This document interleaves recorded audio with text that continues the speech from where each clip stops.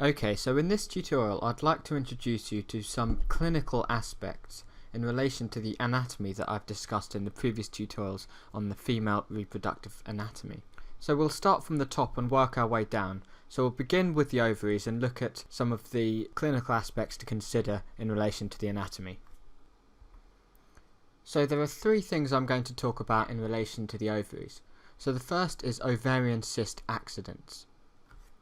So the ovaries can develop cysts within them, and an ovarian cyst is a fluid-filled sac.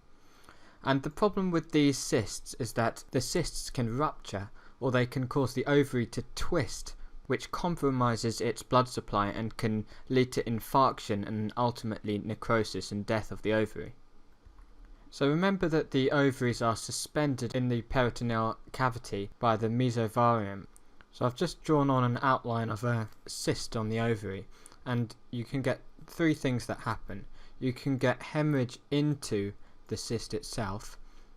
You can get rupture of the cyst, so you'll get rupture into the peritoneal space. Or the cyst can become so big that it actually causes the ovary to twist round on itself, and you get a compromised supply of blood to the ovary. So another condition to do with the ovaries is polycystic ovarian syndrome. So in this condition, the ovaries are stimulated to produce excessive male hormones, so predominantly testosterone. And in this condition you get multiple enlarged follicles which are actually scattered underneath the surface of the ovary, and they are themselves contained within an enlarged ovary. So the syndrome isn't just related to the ovaries, it's an endocrine disorder, and the criteria is obviously to have the polycystic ovaries themselves, which can be detected on ultrasound, and you also get irregular periods.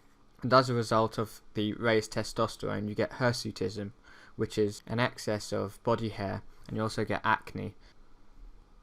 And then in terms of ovarian malignancy, there are three main groups to think about. So thinking about the histology of the ovary, you've got epithelial ovarian cells, which is the outer layer of cells and is called the germinal epithelium. And then you've got the germ cells themselves, which are the cells that make the eggs in the ovary. And then you've got the connective tissue, the supportive tissue of the ovaries. So you've got the granulosa and the thecal cells. So ovarian cancer can arise from any of these three main groups of cells, but the most common, the type of cancer which makes up 80 to 90% of all ovarian cancers, comes from the surface epithelium. And this type of cancer is most common in older women who are postmenopausal. So there are several different subtypes of epithelial cancers, but the most common is the serous type. Germ cell cancers are more common generally in younger women, and sex-cord stromal tumours are quite rare. So those are some clinical considerations in relation to the ovary. So moving on to the fallopian tubes. Remember how I said that the ovum is released from the ovary and it is wafted into the end of the fallopian tube by these finger-like projections. So what is happening is that the egg is actually released into the peritoneal space, and this is important because the fallopian tubes open directly into the peritoneal cavity, and this is the only direct communication with the intraperitoneal space. So why is this important?